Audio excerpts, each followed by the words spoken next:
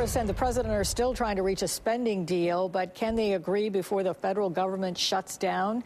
News 4's Luke Moretti is in the newsroom with the latest on this tonight. Luke? Yeah, Jackie, there isn't much time. Just over 24 hours from now, the federal government will run out of money unless a deal is reached. And without a deal, some federal operations and services will come to a grinding halt. Congressional leaders have made 3 trips to the White House in the last 24 hours, but there's still a lot of distance between Democrats and Republicans. But there is no agreement on a number. There are no agreement on the policy issues that are contained with this. I'm disappointed we haven't been able to get something done to this point, but I am pleased that we're still working on getting there. President Obama believes there's still time to reach an agreement on how to fund the federal government before the Saturday morning deadline. And we're going to keep on pounding away at this thing because I'm absolutely convinced that we can get this done. 800,000 federal workers have been notified that they may be furloughed starting Saturday.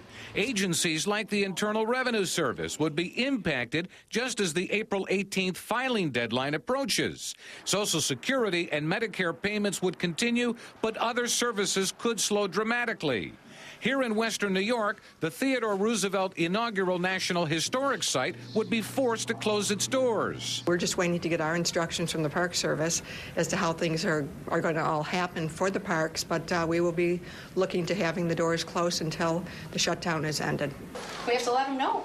120 8th graders from CHEEKTOWAGA Central Middle School are scheduled to leave Wednesday for a trip to Washington, D.C. Some of them watch the situation closely from their classroom. I'm very happy with what they're realizing, that, yeah, we're going on an 8th grade trip and we might have to switch our activities, but something big is going to happen to the American people if this government is shut down. It's the best situation. I don't know right as of yet, but we will be meeting. We will be in communication with the travel agency with hopes that we can pull this all together and it'll be a good situation for our students. Now, the Republican-led House passed a bill to fund the government for 1 week. It includes a $12 billion in additional spending cuts. But the White House says the president will veto the measure, calling it a distraction. And by the way, a federal shutdown would have no effect on the U.S. Postal Service. In the newsroom, Luke Moretti, News 4.